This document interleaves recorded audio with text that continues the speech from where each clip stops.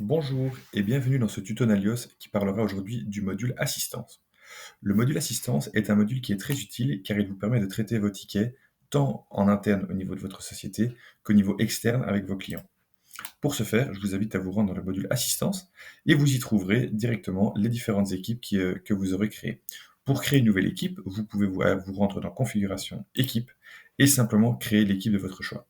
Vous pouvez bien sûr également y mettre une adresse email pour que tout email qui soit envoyé à cette adresse arrive directement comme un ticket dans cette équipe.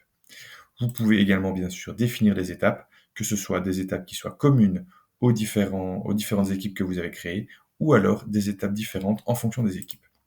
Si vous désirez mettre en place une politique de SLA pour gérer vos tickets en temps et en heure, vous pouvez tout à fait le faire.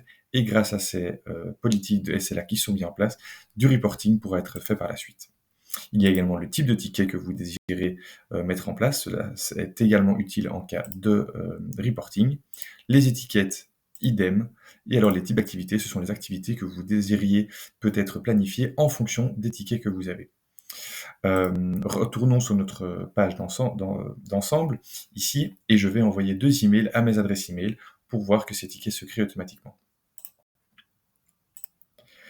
Voilà, 2 tickets ont été envoyés à l'adresse email concernée. On rafraîchit la page. Et au rafraîchissement de la page, on voit que des tickets ont été créés dans chacune des équipes. Au niveau de l'équipe d'assistance client, en ouvrant, on voit ici que un ticket a été créé, question Nalios, avec le mail spécifique du client. Ici, c'est parce que cette adresse email-ci se trouverait sur le site internet, par exemple.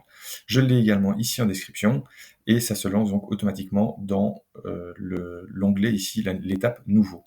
Je peux, si je le désire, lancer le timer pour voir le temps que je vais passer sur le ticket. Si vous désirez bien sûr refacturer ce temps-là auprès de vos clients, vous pouvez tout à fait le faire. On peut lancer, on pause et on peut arrêter. Et ici, nous avons alors le temps passé avec une description de l'activité.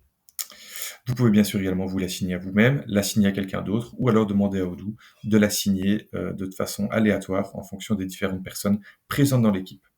Si vous désirez interagir avec le client, vous pouvez le faire directement via le bouton Envoyer un message. Si vous désirez parler à quelqu'un en interne dans la société pour que ce ticket soit repris par quelqu'un ou que vous avez une question, enregistrez une note et taguez la personne.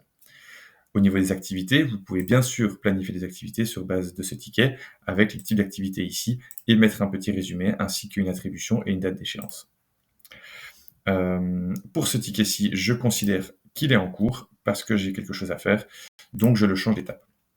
Au niveau de ma question interne, ici c'est une question de la part d'un employé qui me demande s'il est possible d'organiser un workshop en interne par rapport au règlement de travail. Plusieurs collègues et moi-même avons des questions.